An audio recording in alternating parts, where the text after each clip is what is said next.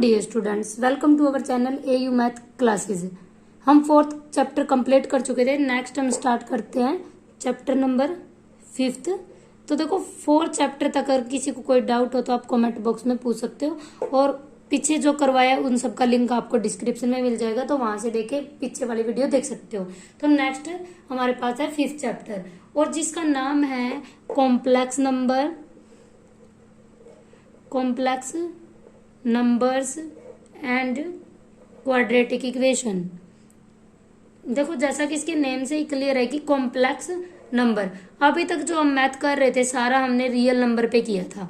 अब हमारे पास कुछ जब कॉम्प्लेक्स नंबर आए तो कुछ इक्वेशन, कॉम्प्लेक्स नंबर की जरूरत हमें क्यों पड़ी, कुछ इक्वेशन ऐसी थी जिसका हम रियल में सॉल्यूशन नहीं फाइंड आउट कर सकते थे। जैसे यहाँ पे x - 1 = 0 था, तो यहाँ पे x = 1 इसका सॉल्यूशन हो गया, तो ये हमें रियल नंबर पे मिल गया था। लेकिन जब हमारे पास कुछ इस टाइप की इक्वेशन आई, x² + 1 = 0, तो इसको क्या लिखा हमने, x² = -1, तो x ये है रूट के अंदर -1 आ गया, और ये कोई भी रियल नंबर नहीं था। तो जब हमें एक ऐसी इक्वेशन थी हमारे पास कि हमें कुछ इक्वेशन ऐसी मिली जिसका हम रियल में सॉल्यूशन फाइंड आउट नहीं कर सकते थे, तो उसके लिए हमें अदर कोई नंबर की जरूरत थी कि इसको डिफाइन कर सके, क्योंकि रियल में तो था नहीं।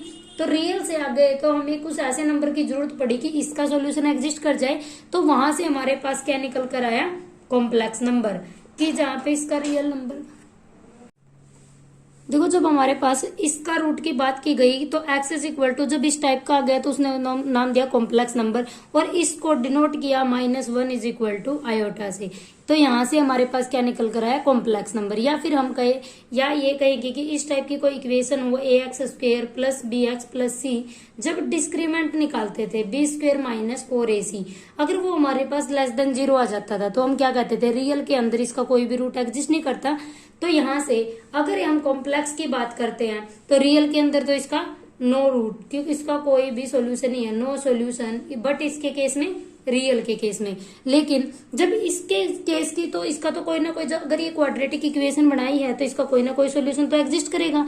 लेकिन रियल में हमारे पास सॉल्यूशन नहीं था, तो उसके लिए हमें कॉम्प्लेक्स की जरूरत पड़ी, और वहां से हमने क्या निकाला, कॉम्प्लेक्स नंबर। ठीक है, इसलिए इस कॉम्प्लेक्स नंबर की जरूरत पड़ी थी।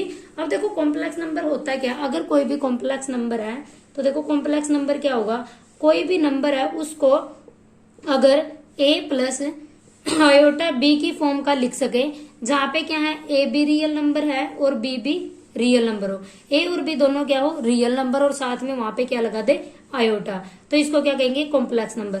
यानी कि कोई भी नंबर जो a + आयोटा b टाइप का होगा वो कैसा होगा, कॉम्प्लेक्स नंबर। a भी रियल होगा, वहां पे b और रियल होगा। ठीक है, यानी कि दोनों रियल नंबर से मिला के, तो यहाँ पे आयोटा से मल्टीप्लाई की गई तो ये इसके क्या बना, रियल नंबर।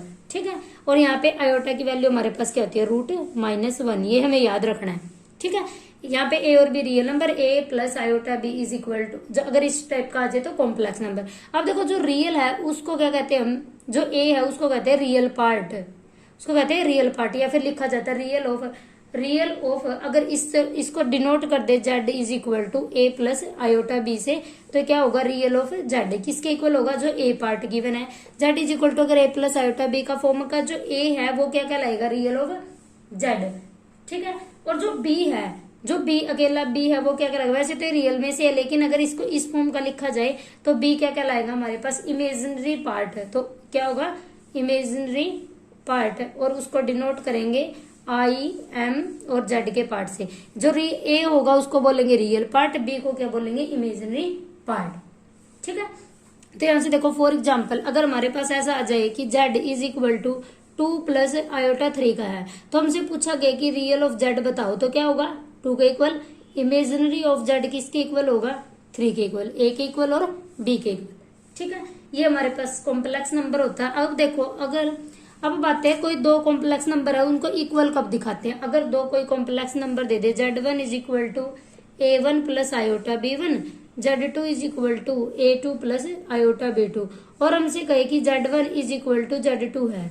अगर ये दोनों इक्वल कब होंगे, जब रियल पार्ट के इक्वल हो, इमेजिनरी पार्ट के इक्वल हो, यानी कि a1 a2 के इक्वल हो जाए, और जो b1 है वो b2 के इक्वल आ जाए। ठीक है, इमेजरी पार्ट कब आता है, जब आयोटा के साथ जो टर्म है वो लिखी जाती है और आयोटा को छोड़ के, तो यहाँ से क्या आ जाएगा, इमेजनरी पार्ट। ठीक है, अब हमारे पास आता है देखो addition of two complex number. Algebra of the complex number है, अगर अलजेब्रा ऑफ कॉम्प्लेक्स नंबर कि जो कॉम्प्लेक्स नंबर है उनका अलजेब्रा का मतलब क्या है कि एडिशन कैसे करते हैं, सब्ट्रैक्शन कैसे, मल्टीप्लीकेशन और डिवीजन। फर्स्ट आता है एडिशन किसका, दो कॉम्प्लेक्स नंबर। अगर हमारे पास दो गिवन कॉम्प्लेक्स नंबर है, Z1 गिवन है a प्लस आयोटा b और Z2 गिवन है c प्लस आयोटा d, तो दोनों का एडिशन कैसे होगा, Z1 plus Z2 is equal to, दोनों को ऐड करेंगे a plus iota b plus c plus iota d। तो देखो a और b जो रियल पार्ट है उनको अलग लिख लेते हैं और इसमें से आयोटा कॉमन प्लस में b प्लस आयोटा। तो Z1 प्लस Z2 कैसे आएगा, रियल के साथ जुड़ जाएगा, रियल पार्ट और इमेजनरी पार्ट इमेजनरी के साथ। तो हम क्या कहेंगे कि किसी भी दो कॉम्प्लेक्स नंबर को कैसे एडिशन करते हैं, रियल पार्ट रियल में ऐड होगा और इमेजनरी पार्ट इमेजनरी में।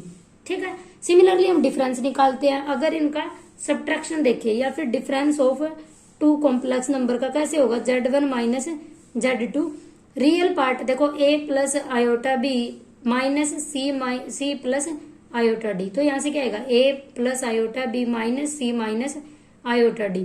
a और c इकट्ठे आ जाएंगे और इसमें से iota common b minus d. तो देखो यहाँ से क्या हुआ, जो फर्स्ट का रियल पार्ट था वो सेकंड के रियल पार्ट से माइनस हो जाएगा, तो फर्स्ट पार्ट में से सेकंड माइनस कर देंगे और सिमिलरली इमेजनरी पार्ट इमेजनरी में से डिफरेंस हो जाएगा। ठीक है, तो बहुत इजी है ये। तो एडिशन कैसे करते हैं, दोनों का सम ले लेते हैं, रियल का रियल के साथ, रियल पार्ट का और इमेजनरी पार्ट का इमेजनरी पार्ट के साथ, सिमिलरली डिफरेंस लेते हैं। ठीक है, अब देखो अगर मल्टीप्लीकेशन करनी हो, अगर हमारे पास मल्टीप्लीकेशन करनी है दो रियल नंबर की कि Z1 is equal to a plus iota b है और Z2 is equal to c plus iota d है, तो मल्टीप्लाई कैसे करेंगे, Z1 इंटू Z2। अब देखो क्या आएगा, a plus iota b dot c plus iota d, यानी कि दोनों की मल्टीप्लीकेशन। तो देखो क्या आएगा, जब a की c से करेंगे ac plus iota ad plus जब इसकी से करेंगे तो आयोटा bc। तो ये देखो यहाँ पे क्या आ जाएगा, आयोटा स्क्वायर और b और d, और हमें पता iota is equal to root of -1 होता है, तो यहाँ से स्क्वायर करेंगे तो -1, यानी कि आयोटा स्क्वायर की वैल्यू -1 होगी। तो यहाँ से पुट कर देते हैं ac। अब देखो इसकी जगह पे -1 पुट करेंगे तो -bd बन जाएगा और इसको इसके साथ लिख लेते हैं -bd। इन दोनों में से आयोटा कॉमन, अंदर क्या बचा ad प्लस bc। दो नंबर की अगर मल्टीप्लीकेशन करनी है कॉम्प्लेक्स की तो कैसे होगी, देखो पहले रियल पार्ट की मल्टीप्लीकेशन माइनस में इमेजनरी पार्ट की, प्लस आयोटा एक रियल दूसरे का इमेजनरी, फिर प्लस में दूसरे का इमेजनरी पहले का रियल पार्ट, ऐसे हमें मल्टीप्लीकेशन करनी है। ठीक है, अब देखो डिवीजन कैसे होगा, देखो डिवीजन अगर Z1 a plus iota b है और Z2 a plus iota t है, फर्स्ट तो क्या हो, जब ये डिवीजन का पॉसिबल है, जब नीचे वाला नॉन जीरो हो। ठीक है, तो फर्स्ट हमारे पास क्या कंडीशन होगी कि Z2 है वो नॉन जीरो हो, तो क्या लिखेंगे, Z1 bye Z2 is equal to Z1 और इसको लिख सकते हैं 1 बाय Z2। ठीक है, जब इसको सोल्व करेंगे तो हमारे पास क्या आ जाएगा, Z1 बाय Z2। जब सम करेंगे तो ये बिल्कुल अच्छे से समझ आ जाएगा। ठीक है, ये था हमारे पास algebra of the complex number की, कोई भी दो नंबर है कॉम्प्लेक्स उसका कैसे सम, डिफरेंस और ये प्रोडक्ट ऐसे कैसे लेते हैं। फिर हमारे पास आती है जो मोस्ट इंपोर्टेंट है, पावर ऑफ आयोटा, यानी कि अगर आयोटा की पावर दे रखी हो, जो ये नंबर है आई, इसका नाम है आयोटा। ठीक है, इसको डिनोट करते हैं आई से, आयोटा बोलेंगे इसको। पावर ऑफ आयोटा कैसे आएगी, देखो अब हमने अभी देखा iota is equal to -1, iota square करेंगे तो यहाँ पे -1। अब देखो आयोटा क्यूब है तो इसको कैसे सॉल्व करेंगे, आयोटा स्क्वायर इंटू आयोटा। ठीक है, iota square is equal to -1, तो ये इक्वल आ जाएगा माइनस आयोटा के। ठीक है, सिमिलरली आयोटा 4 निकाल लेंगे तो आयोटा स्क्वायर का स्क्वायर लिख सकते हैं इसको, iota square is equal to -1 का स्क्वायर इज इक्वल टू 1। तो जो बाकी की हम पावर अदर पावर है इन 4 की हेल्प से निकाल सकते हैं। जैसे हमें से पूछा गया आयोटा 5, तो क्या लिखेंगे, iota 4 into iota, iota 4 is equal to 1 into iota is equal to iota.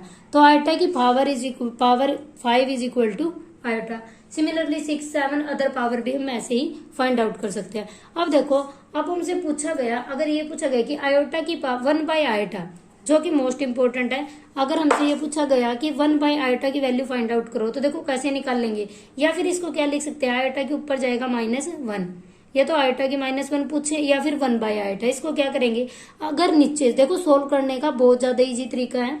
अगर नीचे आयोटा है तो इसको क्या करो, रैशनलाइजिंग कर दो।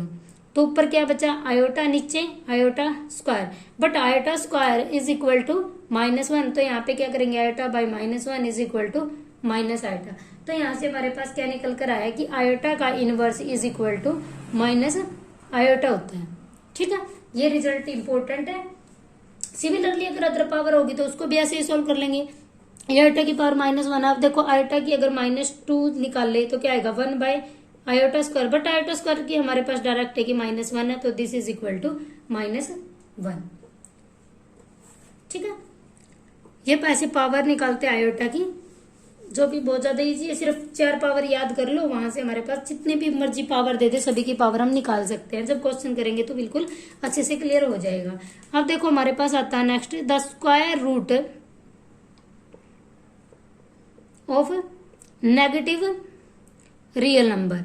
देखो जब नेगेटिव रियल नंबर में हम बात करते हैं तो वहां पे नेगेटिव नंबर का स्क्वायर रूट हमारे पास नहीं होता है, क्योंकि जब ऐसा आता है तो हम क्या कह देते हैं कि यहाँ पे इसका तो कोई भी रियल सॉल्यूशन एग्जिस्ट ही नहीं करता।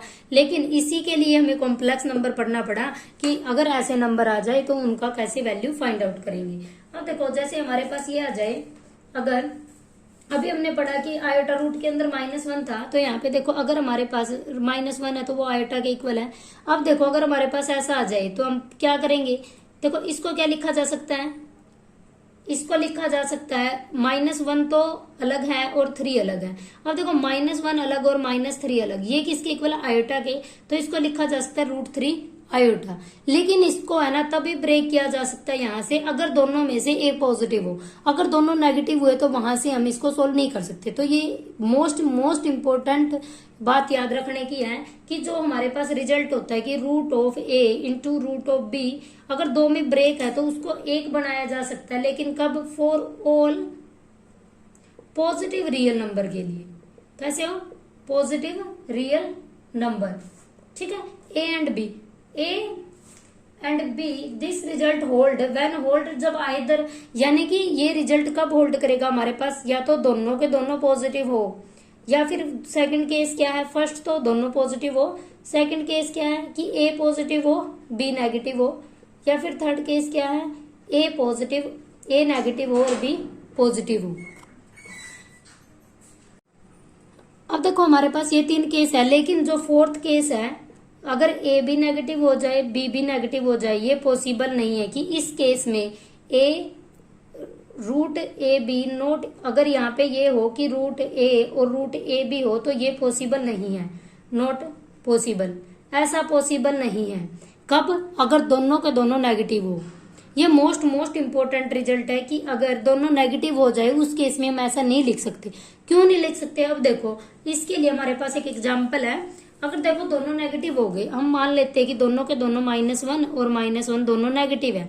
अब देखो अगर हमने इसको ब्रेक करने की कोशिश की, कि हमने क्या किया, ये दोनों अलग अलग थे, अब ये मान लेते हैं कि माइनस रूट अलग है, -1 और -1 अलग है। अगर हमने इनको कोशिश की कि एक साथ लिखने की, क्योंकि हमारे पास ये रिजल्ट था ना, √A √B is equal to √AB, ये हमारे पास रिजल्ट था। अगर ये ऐसा आ गया कि देखो यहाँ पे क्या हो जाएगा, 1 का यहाँ पे बन जाएगा -1 का स्क्वायर और 1, तो यहाँ पे √1 इज इक्वल टू 1। तो यहाँ से हमारे पास क्या आया कि 1 के इक्वल आ गया। लेकिन ये किसके इक्वल था, देखो ये आयोटा था, ये भी आयोटा है, तो ये किसके इक्वल था, आयोटा स्क्वायर के। तो यहाँ से हमारे पास क्या निकल कर आया, iota square is equal to 1। But हमारे पास क्या होता है कि आयोटा स्क्वायर तो -1 है, इसका मतलब तो ये भी रॉन्ग हो जाएगा। तो इसका मतलब क्या हुआ कि हम ऐसी कंडीशन नहीं ले सकते कि अगर दोनों तरफ नेगेटिव आ जाए तो हम ये कंडीशन फोल्ड नहीं करेगा कि अगर √A और √B, अगर दोनों को कब इकट्ठा लिख सकते हैं, अगर या तो दोनों पॉजिटिव हो या फिर उनमें से एक पॉजिटिव हो। अगर दोनों पॉजिटिव हुए तो भी लिख सकते हैं, अगर दोनों नेगेटिव हुए तब हम इस रिजल्ट को होल्ड नहीं करवा सकते। इस एग्जाम्पल से वो रॉन्ग कंडीशन हो जाएगी। ठीक है, तो ये मोस्ट इंपोर्टेंट बात याद रखने की है कि अगर रूट के अंदर दोनों नेगेटिव है तो हम उन दोनों को इकट्ठा मल्टीप्लाई में हम नहीं लिख सकते। ठीक है, ये मोस्ट इंपोर्टेंट टर्म है जो हमें याद रखनी है। अब देखो हमारे पास एक हमारे पास कुछ आइडेंटिटी है जो हमें क्वेश्चन करते हुए याद रखनी पड़ेगी, और वो शायद हम पीछे पीछे पढ़ भी चुके हैं। जैसे रियल नंबर में लिखते हैं a माइनस बी का square is equal to a plus b square plus b square plus 2ab, वही हमारे पास है। जैसे रियल में क्या होता है, a माइनस बी का स्क्वायर और a प्लस बी का स्क्वायर क्या होता है, a square plus b square plus 2ab, और माइनस के केस में माइनस 2ab। ये हम रियल के केस में पढ़ चुके हैं। अब हमारे पास आता है कॉम्प्लेक्स के केस में। देखो कॉम्प्लेक्स में भी सिमिलरली ऐसा ही है। अगर वहां पे सिर्फ z और z2 गिवन होंगे तो हम क्या करेंगे, देखो z1 का स्क्वायर प्लस z2 का स्क्वायर प्लस 2z1 z2, ये हमें याद रखना है। अगर यहाँ पे माइनस आ जाए तो यहाँ पे भी माइनस आ जाएगा, ठीक है। ये तो वही है जो हमने रियल में आइडेंटिटी की है। सिमिलरली अगर देखो अब जो इम्पोर्टेंट है जो हम रियल में नहीं पढ़ते लेकिन वो कॉम्प्लेक्स के केस में आ जाता है, वो हमारे पास है modulus and conjugate of a complex number. क्या है, modulus and conjugate of complex number कि मॉडुलस और कंजुगेट कैसे निकालते हैं। अब देखो अगर हमारे पास z is equal to a plus iota b type का है तो उसका जो मॉडुलस है, मॉडुलस को हम डिनोट करते हैं मोड ऑफ z से, ठीक है। अब देखो हमें पता मॉडुलस ऑफ z, जब रियल में करते थे मोड ऑफ x कैसा होता है, या तो 0 या फिर 0 से बड़ा, यानी कि नॉन नेगेटिव, नेगेटिव कभी भी नहीं आएगा। तो इसका मतलब जो मोड ऑफ z है वो भी कभी नेगेटिव नहीं आएगा। और ये जो मॉडुलस है वो किसके इक्वल होता है, देखो कैसे फाइंड आउट करते हैं। मॉडुलस ऑफ z, जो रियल पार्ट है उसका स्क्वायर प्लस इमेजिनरी पार्ट का स्क्वायर। इमेजिनरी यहाँ पे b है ना कि आयोटा b, इमेजिनरी के केस में क्या लेते हैं b, तो b का स्क्वायर और ऊपर लगा देते हैं रूट। तो हमारे पास क्या आ जाता है, b एक z का मॉडुलस। तो मॉडुलस कैसे फाइंड आउट कर सकते हैं, जो रियल पार्ट है उसका स्क्वायर प्लस जो b है, b मतलब आयोटा को छोड़ के जो पार्ट बचा उसका स्क्वायर, वो हमारे पास आ जाएगा मॉडुलस, ठीक है। मॉडुलस के लिए और यहाँ से, और जो फिर एक हमारे पास टर्म आती है कंजुगेट। कंजुगेट कैसे निकालते हैं, देखो z के ऊपर जब बार लगा देते हैं और क्या करते हैं a प्लस आयोटा b का कंजुगेट, वो क्या करता है, देखो जो फर्स्ट पार्ट है वो एज इट इज लिखा जाता है, जहां पे आयोटा है ना वहां पे आयोटा को नेगेटिव से बदल देता है कंजुगेट। तो देखो दो इंपॉर्टेंट प्रॉपर्टी हमारे पास। मॉडुलस क्या करता है, जो रियल पार्ट है a और b का दोनों का स्क्वायर करके ऐड कर देते हैं और वहां पे रूट लगा देते हैं। और मॉडुलस z का बार क्या आएगा, जो ऊपर कंजुगेट है वो क्या करता है, पॉजिटिव को, जो इमेजिनरी पार्ट है सिर्फ उसको कन्वर्ट करता है, ये रियल पार्ट को बिल्कुल एज इट इज रहने देता है, ठीक है। देखो जैसे कि फॉर एग्जाम्पल अगर हमारे पास z is equal to 3 plus iota आ जाए तो इसका मॉडुलस क्या होगा, रूट लगाना है फर्स्ट का स्क्वायर प्लस, देखो आयोटा के साथ हमारे पास 1 है तो यहाँ पे 1 का स्क्वायर कितना हो जाएगा, 9 प्लस 1 रूट 10, तो यहाँ पे हमारे पास कितना आ जाएगा, रूट 10। अब देखो अगर ये नेगेटिव में आ जाए 2 माइनस 5 आयोटा तो क्या करेंगे, रियल पार्ट का स्क्वायर, यहाँ पे प्लस ही आएगा, क्या आएगा, b की वैल्यू यहाँ पे हमारे पास क्या माइनस है 5, तो माइनस 5 का स्क्वायर, तो यहाँ पे क्या आएगा 4 प्लस 25, तो यह आ जाएगा रूट ऑफ 29। ऐसे हमें इसकी वैल्यू फाइंड आउट करनी है। अब देखो अगर कंजुगेट निकालना होता तो फर्स्ट z प्लस आयोटा है, अगर इसका हमें कंजुगेट फाइंड आउट करना है तो क्या हो जाएगा, जो जहां पे आयोटा उसको नेगेटिव में बदल देंगे। सिमिलरली जैसे z is equal to 2 minus 5 iota है तो इसका कंजुगेट क्या करेंगे, माइनस पहले ही एक और माइनस प्लस, तो इसका मतलब क्या हुआ, कंजुगेट क्या करता है, जो कॉम्प्लेक्स जो इमेजिनरी पार्ट है उसके साइन को चेंज कर देता है, जो हमारे पास कंजुगेट है।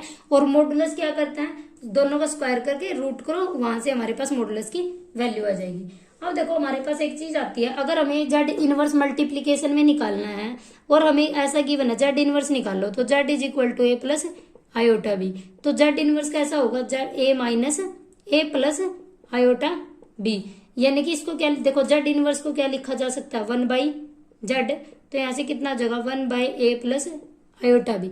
अगर अभी हमने बताया था अगर नीचे आयोटा हो जाए तो उसको सोल्व करने के लिए रैशनलाइजिंग किया जाता है। सभी को हमें ऐसे ही सोल्व करना है, जब क्वेश्चन करेंगे तब भी ऐसा ही करना है। तो देखो ऊपर क्या बन जाएगा, a माइनस आयोटा बी, नीचे देखो क्या बना, a प्लस आयोटा बी और a माइनस आयोटा बी, तो ऊपर क्या बचा, a माइनस आयोटा बी, नीचे x plus y x minus y, तो a स्क्वायर फॉर्मूला क्या होता है, x प्लस वाई और x माइनस वाई का स्क्वायर का फॉर्मूला क्या था, x square minus y square, तो a स्क्वायर माइनस वाई का स्क्वायर मतलब b का स्क्वायर, ठीक है। तो यहां से देखो बी, तो यहां से हमारे पास देखो क्या निकल कर आया, जब यहाँ पे a plus iota a minus b a square plus b square, b की वैल्यू क्या आयोटा, आयोटा भी है ना साथ में, अब की बार क्या आएगा आयोटा का स्क्वायर। तो हमारे पास क्या आ जाएगा a minus iota b divided by a square, इसको सोल्व करेंगे तो आयोटा स्क्वायर और b square, but iota square is equal to -1, minus पहले है तो प्लस। तो यहां से हमारे पास क्या आया a by a square plus b square, और यहाँ पे ऊपर बचा minus iota b a square plus b square. एक रिजल्ट ये है हमारे पास। या फिर यहां से क्या कह सकते हैं, देखो जो a माइनस बी है वो किसको, इसको क्या लिखा जा सकता है, अगर z is equal to a plus iota b है तो z का बार किसके इक्वल होगा, conjugate a minus iota b. तो ये ऊपर तो क्या आ गया z बार, और नीचे क्या था, जब a square plus b square का रूट मॉडुलस ऑफ z होता है, तो इसको हटाएंगे तो मोड ऑफ z का स्क्वायर। तो यहां से क्या हुआ, अगर हमें z इनवर्स निकालना है तो क्या होगा, ऊपर तो उसका कंजुगेट और नीचे उसके मॉडुलस का स्क्वायर, ये हमें याद रखना है। तो यहां तक देखो जो एक्सरसाइज 5.1 है वहां तक इसका बेसिक कंप्लीट हो जाता है। तो इसके बेस पे ही सारे क्वेश्चन है। मिलते हैं एक नई वीडियो के साथ। Thank you so much for watching, share and like, subscribe my channel. Thank you.